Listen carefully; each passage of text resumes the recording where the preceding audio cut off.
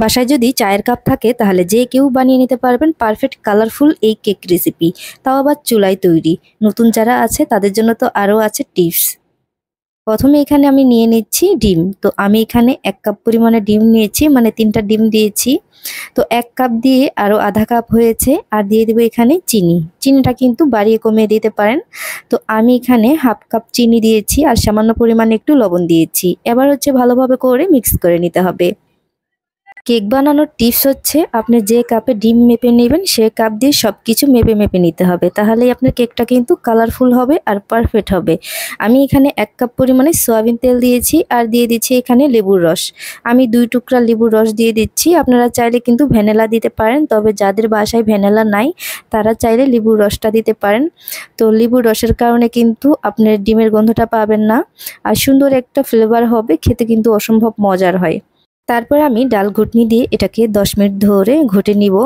তো এটা যত বেশি ভালোভাবে মিক্স করবেন তত কিন্তু কেকটা ফুলে উঠবে, খুব সুন্দর হবে।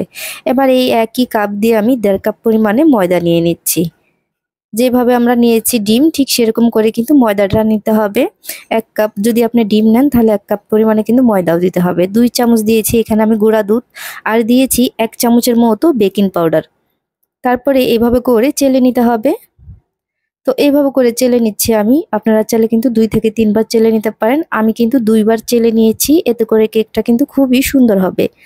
তারপরে চামচ দিয়ে মিক্স করে নিতে হবে ভালোভাবে করে। তো আমি চামচ দিয়ে মিক্স করে নিচ্ছি যাতে এটা খুব সুন্দরভাবে মিক্স হয়ে যায়। আর আপনারা চাইলে কিন্তু গুঁড়া দুধের পরিবর্তে লিকুইড যে দুধ আছে সেটাও কিন্তু ব্যবহার করতে পারেন।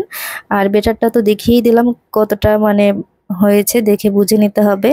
আর এই বাটিতে আমি একটা কাগজ দিয়েছি আর হচ্ছে তেল ব্রাশ করে নিয়েছি আগে থেকেই। এবার হচ্ছে এখানে আমি চেরি ফল দিয়ে দিচ্ছি। চেরি ফলগুলো ছোট ছোট করে কেটে নিয়েছি। তারপর দিয়ে দেবো 1 চামচের মতো চালের গুঁড়া অথবা ময়দা দিতে পারেন, দিয়ে এভাবে করে মিক্স করে নিতে পারেন। তো এতে করে কি হবে, এটা যখন উপরে দিবেন এটা কিন্তু নিচে ডেবে যাবে না, উপরে সুন্দরভাবে ভেসে উঠবে, মানে উপরেই থাকবে। আর যদি আপনি চালের গুঁড়াটা না দেন তাহলে এটা নিচে মানে ভিতরে ঢুকে যায় আর দেখতে কেকটা সুন্দর লাগে না, ভালো দেখায় না। তো আমি এইভাবে করে দিলাম। তো একটা কড়াই বসিয়ে দিয়েছি, কড়াইতে একটা স্ট্যান্ড দিয়েছি। অনেকে বলে কড়াইতে পানি দিছেন না কি দিছেন, অনেকেই জিজ্ঞেস করেন। কিচ্ছু দিতে হবে না, একটা স্ট্যান্ড দিয়ে এভাবে করে ঢেকে দিতে হবে আর ঢাকনা ছিদ্রটা বন্ধ করে দিতে হবে। আর চুলার আঁচটা কিন্তু মিডিয়ামে রাখতে হবে। আমার এখানে সময় লেগেছিল 25 মিনিট, একটু কম বেশি হতে পারে অনেকের ক্ষেত্রে সময়টা।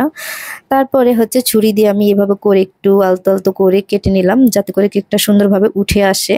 তারপরে দেখেন মাশাল্লাহ, আমি নিজে যে কেক বানিয়েছি আমি নিজের উপর নিজেই মানে বিশ্বাস করতে পারতেছি না, এত কালারফুল। মাশাল্লাহ মাশাল্লাহ, অনেক সুন্দর হয়েছে কেকটা, একদম পারফেক্ট হয়েছে। তো আপনারা যদি আমার এই ভিডিওর যদি পুরোটা দেখেন আপনারাও কিন্তু যে কেউ বানিয়ে নিতে পারবেন। আর কোন জায়গা থেকে ভিডিওটি দেখছেন অবশ্যই কমেন্ট করে জানাতে পারেন যাতে করে আপনাদেরকে ধন্যবাদ দিতে পারি। দেখেন একদম কাগজের মতো নরম তুলতুলে।